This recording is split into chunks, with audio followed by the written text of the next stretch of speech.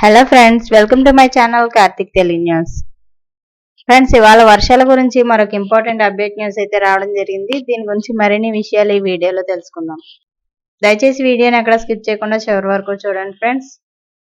ఇక వివరాల్లోకి వెళ్ళినట్లయితే ఆంధ్రప్రదేశ్ ప్రజలకు బిగ్ అలర్ట్. ఏపీలో మళ్లీ వర్షాలు మొదలు కానున్నాయి. మొన్నటి వరకు ఎడతెరిపి లేకుండా వర్షాలు పడ్డాయి. దాదాపు వారం రోజుల పాటు వరుణుడు బ్రేక్ ఇచ్చాడు.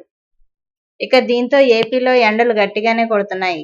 అయితే మళ్లీ వర్షాలు జోరు అందుకుంటున్నాయని వాతావరణ శాఖ సూచనలు అందిస్తుంది. ఆగస్టు 4 అంటే ఎల్లుండి నుంచి ఏపీలో మళ్లీ వర్షాలు ప్రారంభం కానున్నట్లు వాతావరణ శాఖ స్పష్టం చేసింది. రాయలసీమ, దక్షిణ కోస్తా జిల్లాల్లో వర్షాలు భారీగా పడతాయని వాతావరణ శాఖ సూచనలు అందించింది.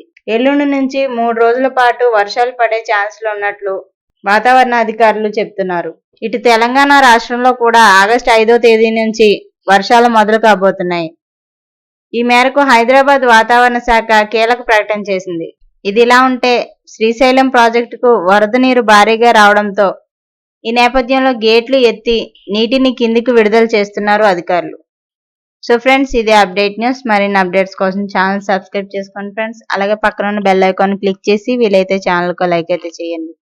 Thank you friends. Thanks for watching this video.